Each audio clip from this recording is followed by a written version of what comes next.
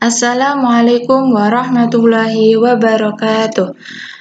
Bertemu lagi dengan saya Linta Afida Rohmana dari jurusan Tadis Fisika IAIN Tulungagung. Nah, pada video pembelajaran yang kedua ini saya akan melanjutkan tentang materi dari kelas 7, yaitu tentang materi suhu dan perubahannya. Nah, di video pembelajaran yang kedua ini, saya akan membahas tentang subbab, yaitu skala suhu.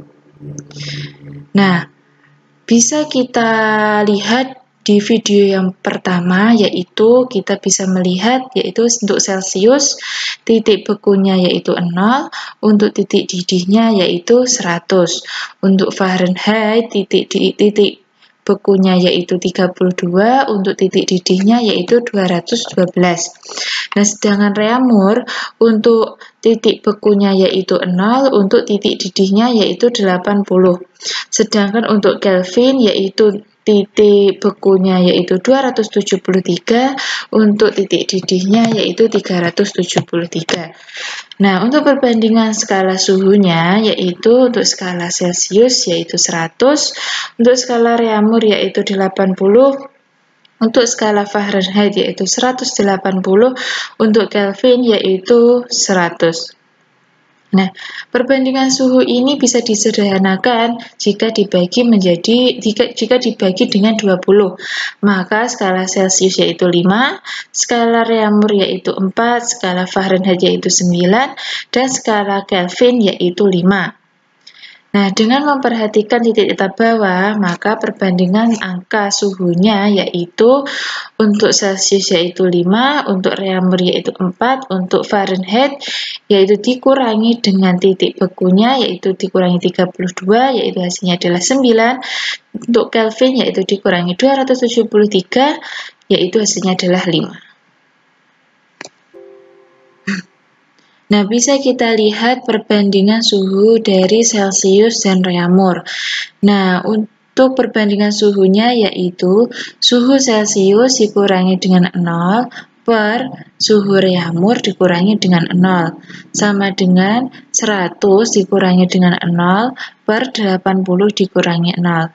Maka jika kita ingin mencari suhunya, yaitu jika kita ingin mencari suhu dari Celcius, diketahui suhu dari reamur, maka rumusnya adalah 5 per 4 dikali dengan suhu reamur. Nah, 5 ini diketahui dari perbandingan angka suhunya, yaitu suhu Celcius yaitu 5 dan suhu reamur adalah 4. Nah, jika kita ingin mencari suhu reamur, diketahui suhu Celciusnya, maka rumusnya adalah 4 per 5. 4 per 5 dikali dengan suhu Celcius. Nah, 4 ini adalah suhu reamur dan 5 adalah suhu Celcius. Sama juga perbandingan Celcius dan Fahrenheit, tetapi perbedaannya ada pada titik beku dari Fahrenheit, yaitu jika suhu Celcius yaitu dikurangi dengan 0, nah Fahrenheit dikurangi dengan 32. Jadi 100 dikurangi dengan 0 per 212 dikurangi dengan 0. Nah, apabila kita ingin mencari suhu Celcius, maka 5 per 9 dikali dalam kurung suhu Fahrenheit dikurangi dengan 32. Nah, jika kita ingin mencari suhu Fahrenheit, maka rumusnya adalah 9 per 5 dikali dengan suhu Celcius ditambah 32. Nah, untuk perbandingan Celcius dan Kelvin yaitu untuk suhu Celcius dikurangi dengan 0, nah untuk suhu Kelvin dikurangi dengan 273, maka hasilnya adalah 100 dikurangi dengan 0 per 373 dikurangi dengan 273. Nah, jika kita ingin mencari Kelvin, dan diketahui suhu Celciusnya, maka rumusnya adalah suhu Celcius ditambah dengan 273. Nah, jika kita ingin mencari suhu Celcius, diketahui suhu Kelvinnya, maka rumusnya adalah suhu Kelvin dikurangi dengan 273. Nah, selanjutnya adalah perbandingan Reaumur dan Fahrenheit. Nah, untuk suhu Reaumur yaitu dikurangi dengan 0, untuk Fahrenheit yaitu dikurangi 32. Maka 80 dikurangi dengan 0 per 212 dikurangi dengan 32. Jika kita ingin mencari suhu Reaumur, maka rumusnya adalah 4 per 9 dikali dalam kurung suhu dari Fahrenheit dikurangi dengan 32. Jika kita ingin mencari suhu Fahrenheit, maka rumusnya adalah 9 per 4 dikali dengan suhu Reaumur ditambah dengan 32. Nah, untuk perbandingan Reaumur dan Kelvin, untuk suhu Reaumur dikurangi dengan 0, untuk suhu Kelvin dikurangi dengan 273. Maka perbandingannya adalah 80 dikurangi dengan 0 per 373 dikurangi dengan 273.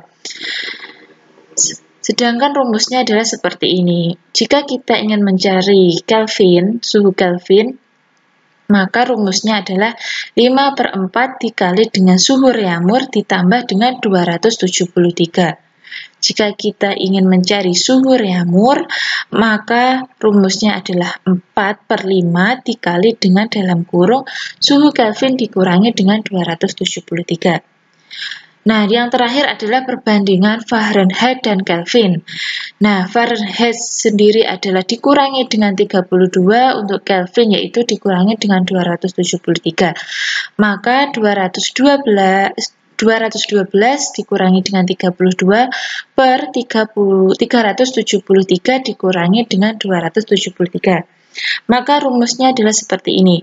Jika kita ingin mencari Kelvin, maka rumusnya adalah 5 per 9 dikali dalam kurung suhu dari Fahrenheit dikurangi dengan 32 tutup kurung ditambah dengan 273. Nah, untuk Fahrenheit, mencari suhu Fahrenheit, yaitu rumusnya adalah 9 per 5 dikali dengan dalam kurung suhu Kelvin dikurangi dengan 273 ditambah dengan 32. Selanjutnya yaitu contoh soal. Nah, suatu termometer menunjukkan suhu 30 derajat Celcius. Berapakah jika dinyatakan dalam skala Fahrenheit? Yang A yaitu 78 derajat Fahrenheit, B 54 derajat Fahrenheit, C 86 derajat Fahrenheit, D 77 derajat Fahrenheit. Jawabannya adalah C. Nah, bagaimana bisa mendapatkan jawaban yaitu 86 derajat Fahrenheit? Nah, pembahasannya adalah seperti ini. Rumus dari mencari skala Fahrenheit yaitu 9 per 5 dikali dengan suhu Celcius ditambah dengan 32. Nah, diketahui suhu Celciusnya menunjukkan angka 30 derajat Celcius. Nah, maka mencari suhu Fahrenheit yaitu sama dengan dalam kurung 9 per 5 dikali dengan suhu Celcius ditambah dengan 32. Maka hasilnya adalah 9 dikali dengan 6 ditambah dengan 32. Hasilnya yaitu 54 ditambah 32. Dan hasil akhirnya yaitu 86. Maka jawabannya adalah C. Selanjutnya kita akan membahas tentang subbab materi dari suhu dan perubahannya, yaitu tentang pemuaian. Nah, pada peristiwa pemuaian, pernahkah kalian melihat kabel listrik seperti pada gambar? Nah, pada saat siang hari terlihat kabel tersebut lebih panjang atau kendur. Nah, sedangkan malam hari kabel tersebut terlihat lebih pendek atau kencang. Mengapa hal tersebut bisa terjadi? Nah, hal tersebut bisa terjadi karena adanya pengaruh dari suhu suatu benda. Nah, peristiwa ini dinamakan dengan pemuaian dan juga penyusutan. Nah, pemuaian diakibatkan karena suhunya tinggi, sedangkan penyusutan itu dipengaruhi karena suhunya rendah. Nah, macam-macam dari pemuaian, yaitu yang pertama, pemuaian zat padat, yang kedua, pemuaian zat cair, yang ketiga, yaitu pemuaian zat gas. Nah, pemuaian zat padat terdiri juga dari 3 macam. Yang pertama, yaitu pemuaian panjang, yang kedua, pemuaian luas, yang ketiga, yaitu pemuaian volume. Nah, yang pertama yang akan kita bahas yaitu pemuaian zat padat. Pemuaian zat padat yaitu partikel-partikel zat padat selalu bergerak atau bergetar. Jika zat padat tambahan energi, gerakan partikel makin cepat sehingga memerlukan ruangan antara partikel yang lebih besar. Jarak antara partikel makin besar, zat padat itu memuai, bertambah panjang, bertambah luas, dan akhirnya bertambah volumenya. Contoh yang sering kita temui yaitu saat menuangkan air panas ke dalam gelas. Tiba-tiba gelas itu retak. Retakan gelas itu terjadi karena pemuaian yang tidak merata pada gelas itu. Pemuaian zat padat yang pertama yaitu pemuaian panjang. Nah, pemuaian panjang adalah bertambahnya ukuran panjang suatu benda karena menerima kalor. Nah, contoh benda yang hanya mengalami pemuaian panjang saja adalah kawat kecil, kabel listrik, dan lain sebagainya. Nah, perhatikan gambar tersebut. Nah, kabel jaringan listrik pada instalasinya panjang kabel listrik dilebihkan. Hal ini dikarenakan kabel listrik mengalami pemuaian panjang. Kabel akan tampak kencang pada malam hari dan kendur pada siang hari. Kabel tersebut mengalami pemuaian akibat terkena panas matahari. Pemuaian panjang suatu benda dipengaruhi oleh panjang mula-mula benda, besar kenaikan suhu tergantung pada jenis benda. Pemuaian panjang suatu benda dipengaruhi oleh beberapa faktor, yaitu panjang awal benda, koefisien muai panjang, dan besar perubahan suhu. Koefisien muai panjang suatu benda sendiri dipengaruhi oleh jenis benda atau jenis bahan. Nah, berikut ini adalah rumus menentukan panjang akhir pada pemuaian panjang adalah sebagai berikut. Nah, L sama dengan L0 dikali 1 ditambah koefisien muai panjang dikali dengan alfa T. Keterangannya adalah L-nya adalah panjang akhir, L0 adalah panjang mula-mula, dan delta L adalah pertambahan panjang. Nah, dan di sini A adalah koefisien muai panjang dan delta T adalah kenaikan suhu. Nah, perlu diingat delta T itu didapat dari T2 dikurangi dengan T1. T2 yaitu suhu akhir dan T1 adalah suhu awal. Nah, jadi jika kita akan menentukan panjang akhir, kita harus terlebih dahulu menentukan delta T-nya tersebut.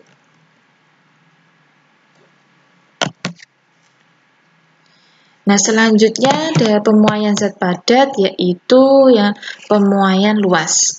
Pemuaian luas adalah pertambahan ukuran luas suatu benda karena menerima kalor.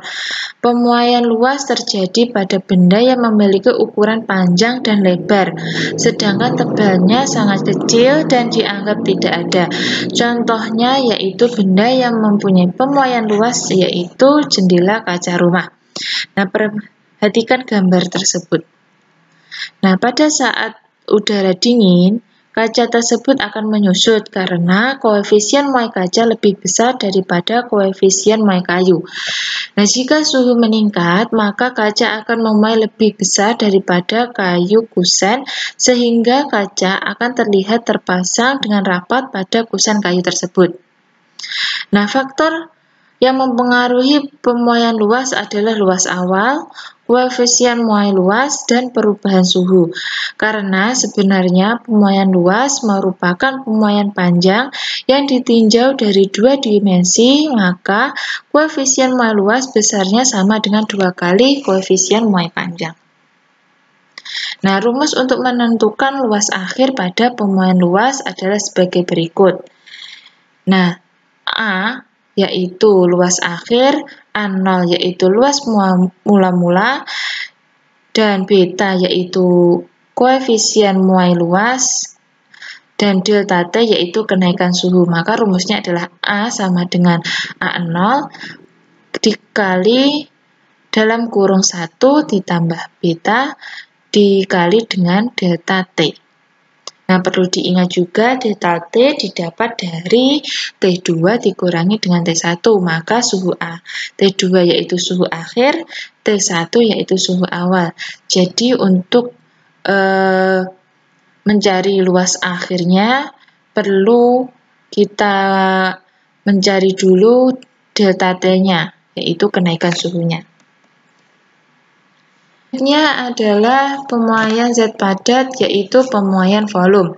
Pemuaian volume adalah pertambahan ukuran volume suatu benda karena menerima kalor. Pemuaian volume terjadi pada benda yang mempunyai ukuran panjang, lebar, dan tebal. Volume merupakan bentuk lain dari panjang dalam 3 dimensi. Karena itu, untuk menentukan koefisien muai volume sama dengan 3 kali koefisien muai panjang. Contohnya adalah pemuaian volume pada kubus, air, dan udara. Nah, perhatikan gambar di bawah ini, yaitu pemuaian pada kubus. Nah, rumus yang digunakan untuk menentukan volume akhir pada pemuaian volume adalah V sama dengan V0 dikali dengan dalam kurung 1 ditambah dengan Y kali dengan delta T. Perlu diingat Y sama dengan A. Nah, keterangannya yaitu V yaitu volume akhir, V0 yaitu volume mula-mula, delta V pertambahan volume, Y adalah koefisien muai volume, dan delta T kenaikan suhu. Perlu diingat juga yaitu delta T didapat dari T2 dikurangi dengan T1, T2 yaitu suhu akhir, T1 yaitu suhu awal.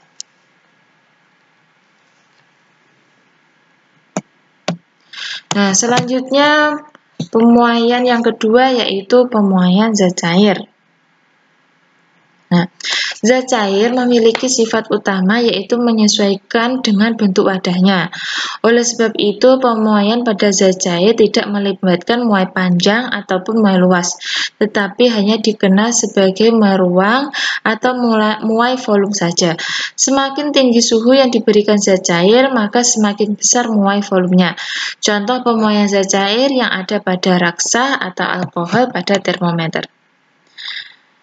Nah, pemuaian zat cair untuk masing-masing jenis zat cair berbeda-beda. Akibatnya, walaupun mula-mula volume zat cair sama, tetapi setelah dipanaskan volumenya menjadi berbeda-beda.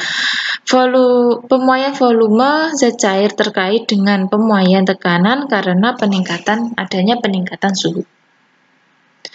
Nah, yang ketiga yaitu pemuaian zat gas.